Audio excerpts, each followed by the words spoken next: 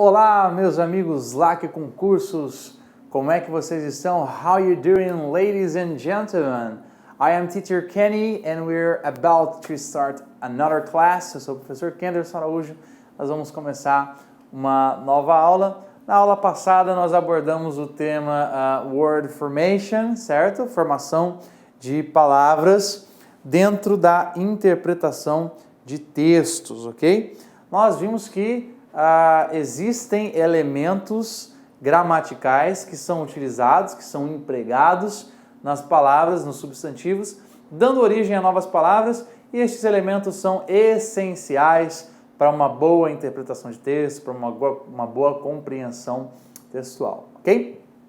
Eu disse a vocês também que os aspectos gramaticais dentro da nossa disciplina, né, dentro de interpretação de texto para concursos públicos, eles são cruciais, são elementares, né?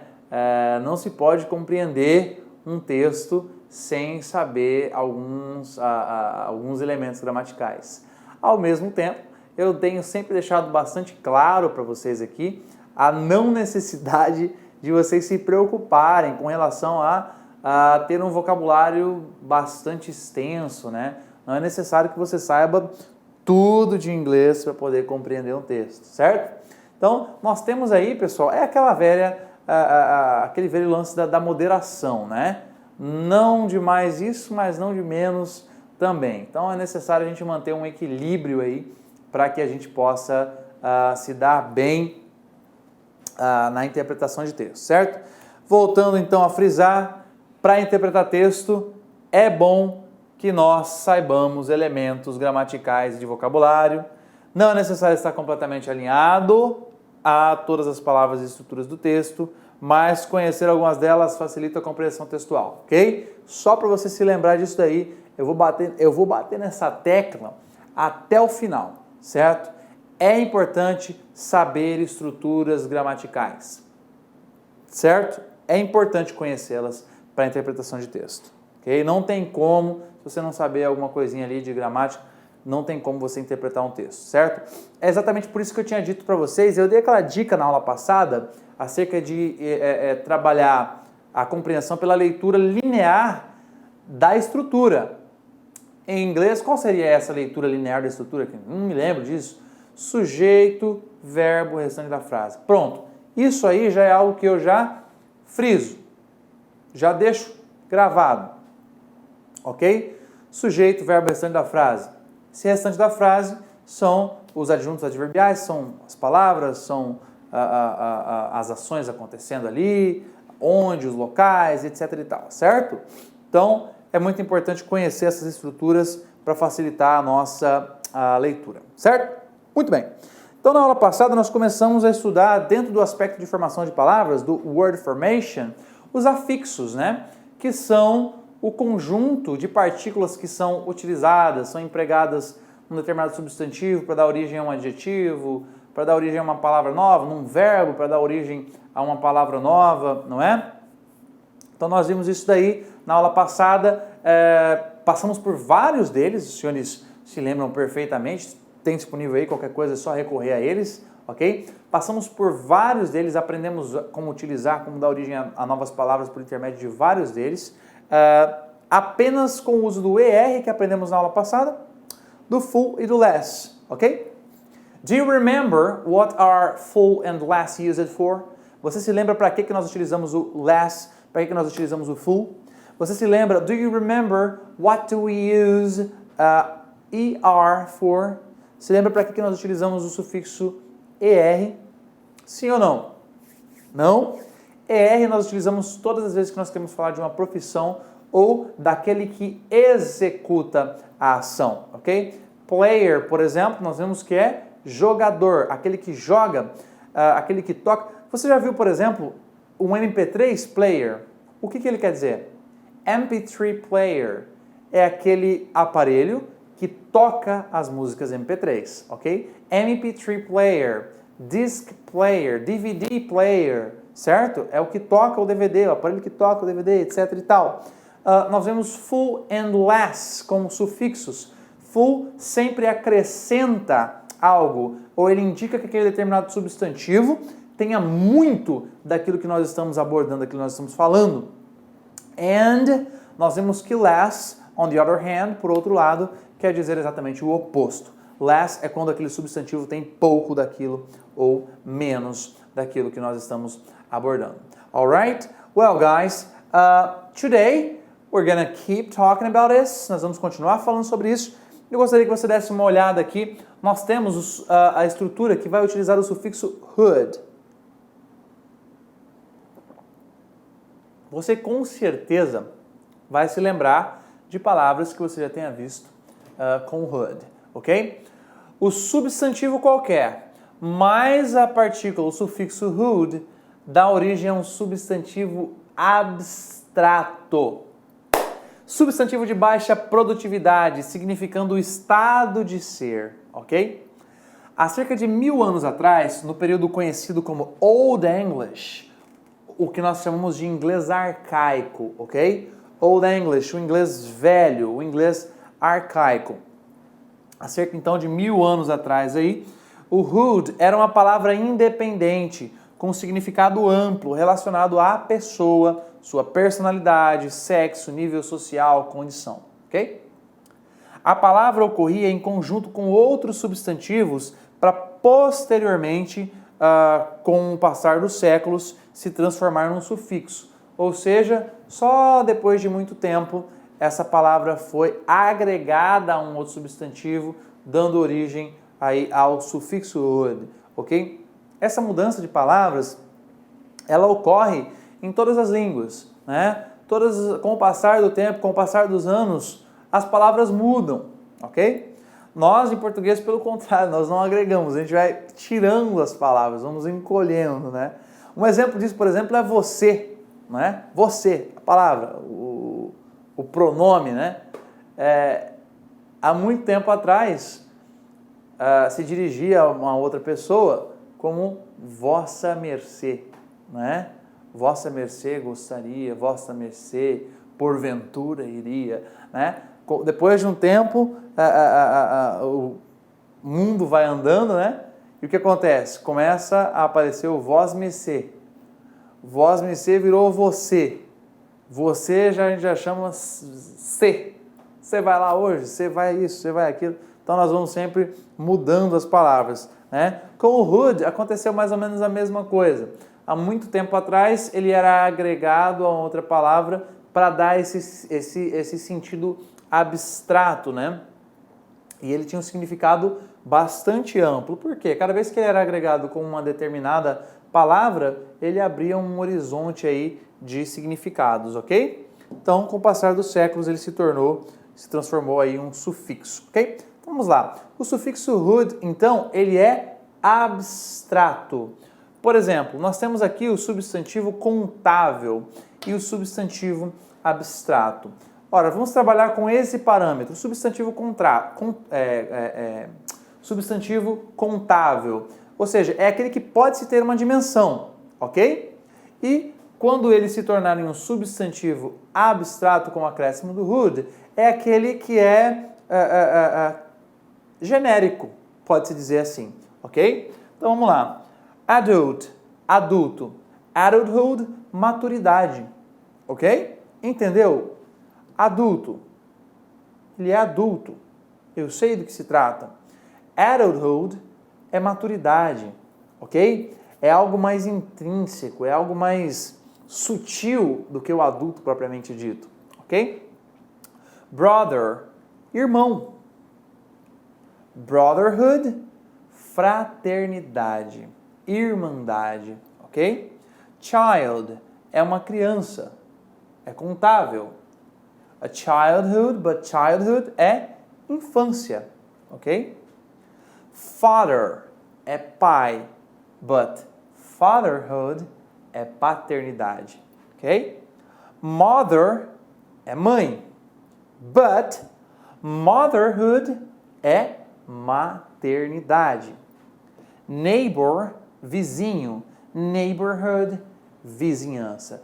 Okay, my friends, I'd like you to take a look at the board here at the screen and identify these words right here. Gostaria que vocês olhassem para a tela e identificassem essas palavras, ok? Brotherhood, adulthood, childhood, fatherhood, motherhood, neighborhood.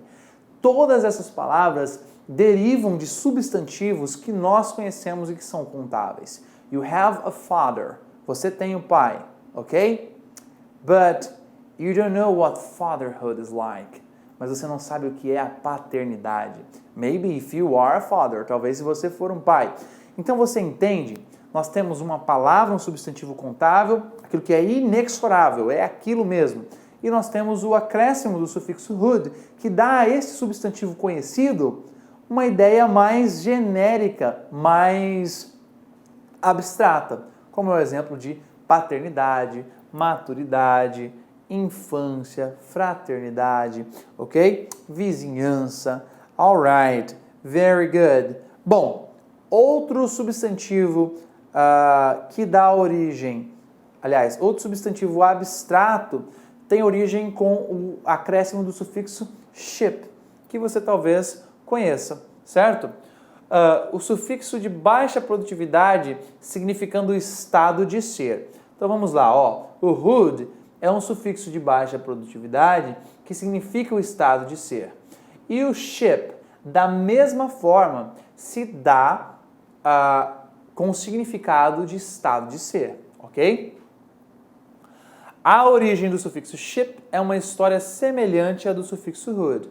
Aliás, os dois tratam e conversam um pouco entre si, né? Tratava-se de uma palavra independente na época do Old English, relacionada a shape, que tinha o significado de criar, de dar origem, de vir a ser, ok? Então, ao longo dos séculos, aglutinou-se com o substantivo a que se referia, adquirindo o sentido de estado ou condição de ser tal coisa, certo? Então, shape tinha esse significado aí de criar, de dar nome, de nomear, certo? E com o tempo, assim como o hood, acabou sendo empregado a palavras, dando origem a substantivos abstratos da mesma forma. E aqui nós temos uma listazinha bastante útil pra gente, ok? Bom, aqui nós temos, como eu tinha dito para vocês, essa nomenclatura substantivo contável, substantivo abstrato. Todas as vezes que nós formos trabalhar com algo abstrato, eu vou utilizar essa nomenclatura, ok?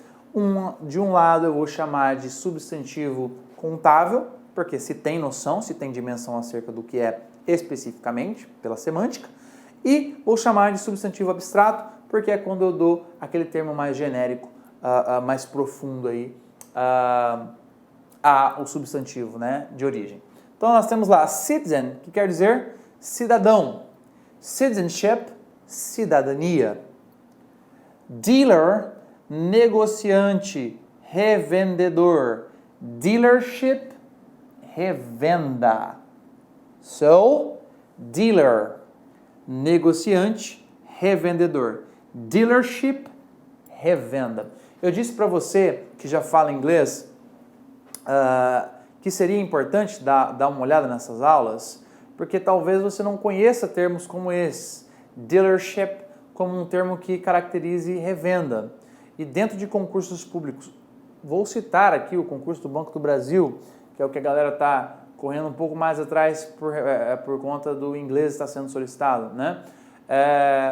Dealership, revenda, é um termo que se encaixa bastante dentro de qualquer assunto relacionado à finança, a financeiro, né? Porque é um termo que pode aparecer, sim, dentro de um texto que fale sobre alta de juros, que fale sobre situação econômica, que fale sobre setores industriais propriamente ditos, revenda, né? É um termo, sim, bastante interessante de se conhecer. So, dealer, negociante ou revendedor, e dealership é a revenda.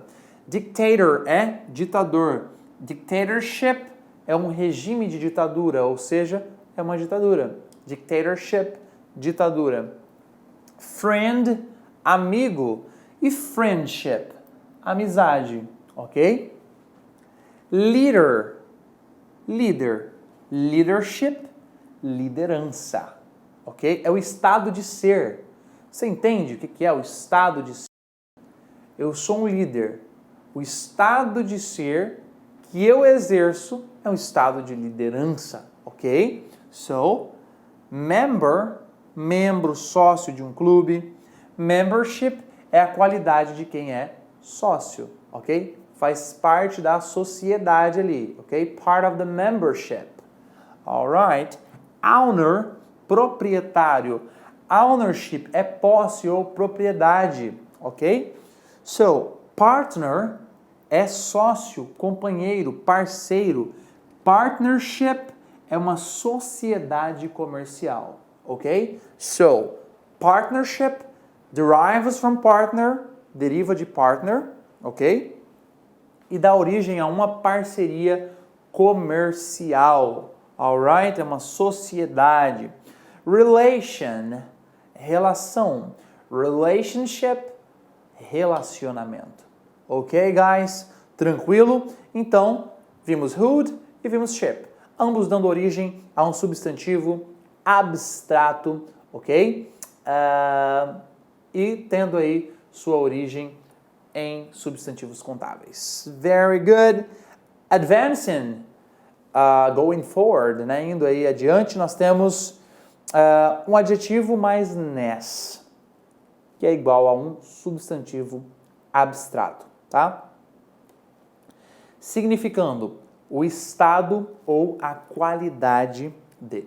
Então, todas as vezes que nós tivermos um adjetivo com o sufixo ness, nós estamos dando origem a um substantivo abstrato, que significa, que aponta, né, para um estado ou a qualidade de alguma coisa. Aqui nós temos uma lista, ok? Com alguns dessas transformações que ocorrem, certo? Primeiro, na nossa coluna da esquerda nós temos o adjetivo e o substantivo que é formado pelo emprego deste adjetivo, no caso, o ness, ok? Dark é escuro, ok? E darkness, escuridão. Happy, feliz. Happiness, felicidade. Kind, gentil. Kindness, gentileza. Polite, bem educado. Politeness, boa educação. Selfish, egoísta. Selfishness, o egoísmo. Ok? Lembram-se da definição? O estado de ser, certo? Se você olhar com atenção, você vai ver que também pode ser o significado de alguma coisa, ok? So, selfish é egoísta. Selfishness é o egoísmo, alright? So, soft, macio, suave. Softness é a maciez, é a suavidade, ok? Thick, grosso ou espesso. Thickness, espessura. Useful, útil. Usefulness, utilidade. Weak, fraco. Weakness, fraqueza. Youthful, com aspecto de jovem. Youthfulness, característica de quem é jovem, ok? A juventude, poderia dizer. Alright? Very good. Dando continuidade, nós temos o adjetivo que recebe o ly.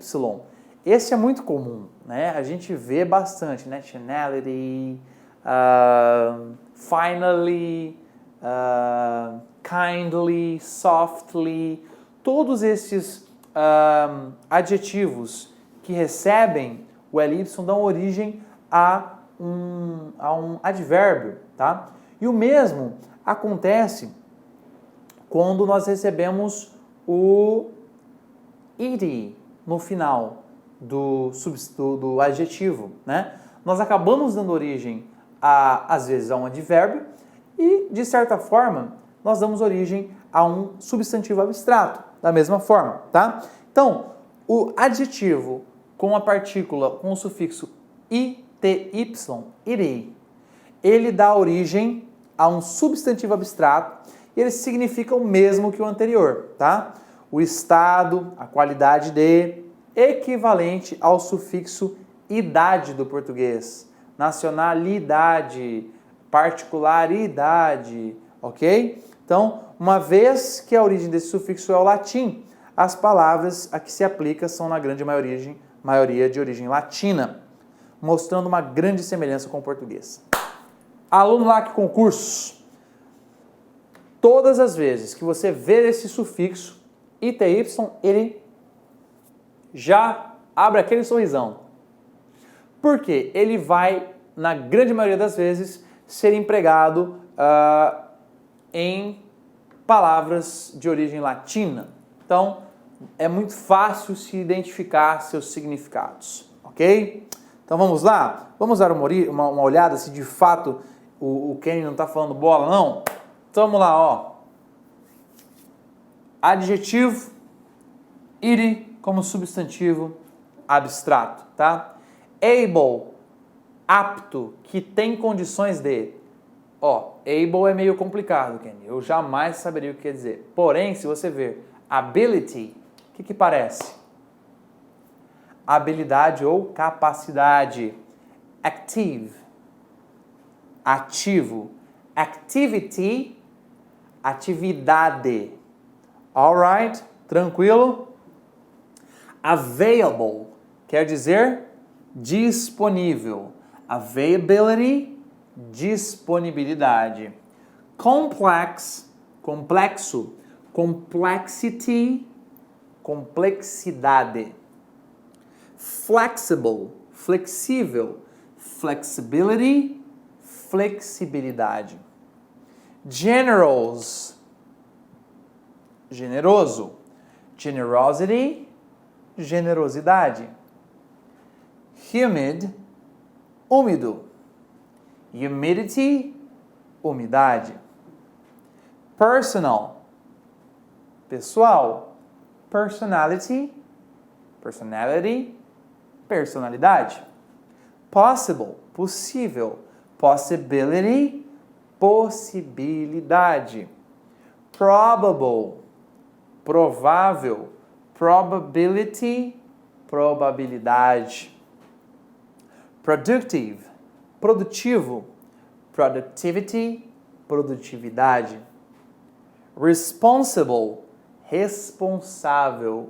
Responsibility, responsabilidade. Sincere, sincero. Sincerity, sinceridade. Ok? Então preste atenção. Quantas dessas palavras são idênticas ou são bastante iguais às do português por ter origem latina, né? Se encaixariam em qual dos aspectos de estratégia de leitura que nós já vimos anteriormente? Cognate words, exatamente. Você que disse cognate words acertou, né? Lembra palavras cognatas, não é? Então, substantivo iri tem como principal característica o uso a essa terminação idade do português, ok? E trata ou denota também substantivos abstratos. Muito bem. Agora, o mais famoso deles e que também lembra bastante as palavras de origem latina, as palavras que nós conhecemos no português. E você que fala o information está bastante acostumado com ele, né? Inclusive se utiliza bastante quando a gente está brincando, fazendo algumas brincadeiras, algumas piadas, o acréscimo desse sufixo. O sufixo tion, ok? Verbo mais tion ou zion, que é S-I-O-N, S-I-O-N ou T-I-O-N, T-I-O-N, alright? Bom, então olha só, eu estou dando também para vocês a dica. É verbo mais tion, ok? Não é substantivo, não é adjetivo, nós temos verbo mais esses dois sufixos, alright? So, sufixo de alta produtividade. Alta produtividade. Então ele já é diferente dos outros lá, né? Ele significa estado, ação ou a instituição equivalente ao sufixo, ok? É a terminação cedilha a otil aí, né? Que é o são do português. A origem deste sufixo é o latim, portanto, as palavras a que se aplica são, na grande maioria, de origem latina, mostrando uma grande semelhança e equivalência com o português. Vamos conhecer esses caras, né? Na verdade, grande parte deles a gente já conhece. O que a gente precisa fazer aqui é passear por eles e você se lembrar desses caras aí. Então vamos lá, ó. Desse lado aqui continua na coluna esquerda os caras que vão dar origem aos caras aqui da coluna da direita. Alright? Então vamos lá. Nós temos aqui accommodate, que já lembra na estrutura acomodar, ok? Accommodation, acomodação. Percebeu? Accommodation, né? Que a gente fala lá, né? Tem até...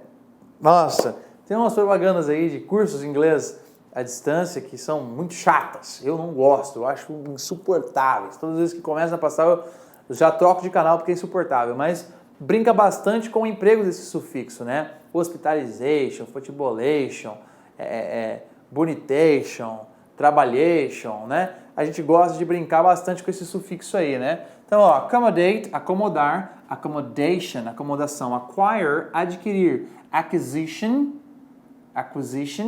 aquisição, perdão, assimilação, né?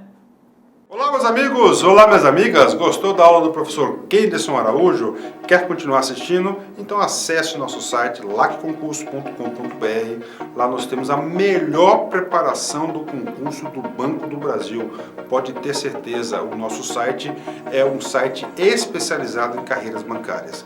Sabe quanto custa o nosso curso completaço? Apenas R$ 25 por mês, exatamente. Menos que R$1 por dia, você vai ter acesso a uma preparação top de linha. 10 mensalidades de 25, só aqui no Lá Concurso. Espero você.